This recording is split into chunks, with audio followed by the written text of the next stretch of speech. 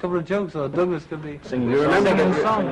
You remember the remark of Mark Twain when a report got out about Mark Twain having been dead, and finally they reached him in those days, and he said, "The report of my death is greatly exaggerated." I think Paul said that almost those precise words. When was the last time you saw your brother?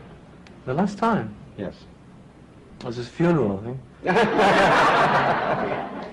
No, really. Brian slowly nodded his head as he studied my eyes. He smiled. "Marvelous," he said. Then he told me the whole story. Everything became sped up. I dyed my hair. Brian took pictures and then described many of Paul's mannerisms while we drove to Paul's parents' home. All there welcomed me into their family and took me to Paul's house.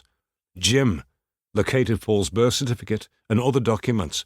Before long, using a picture of me taken earlier that day, Brian made an identification card. He had me write this line, in Mark Twain's words, "The reports of my death are greatly exaggerated." We met his friend, a notary. I signed my note dated the 12th of September 1966. Brian dropped me off at the studio, then rushed off with his new proof that Paul was alive. We stopped at a payphone for Brian to call John. Emptying his pockets of change into the phone, he couldn't reach him. Instead, he sent him this telegram. "Paul was right, stop. Dreams came true, stop. He is a new man now, stop. Organize your schedule to meet me at 1 p.m. tomorrow, stop."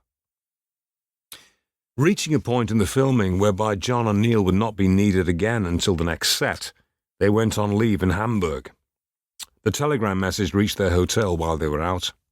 Everyone seemed satisfied by my notarized avowal except for Samuel, a snooping Birmingham reporter who found the same facts the police were forbidden to say.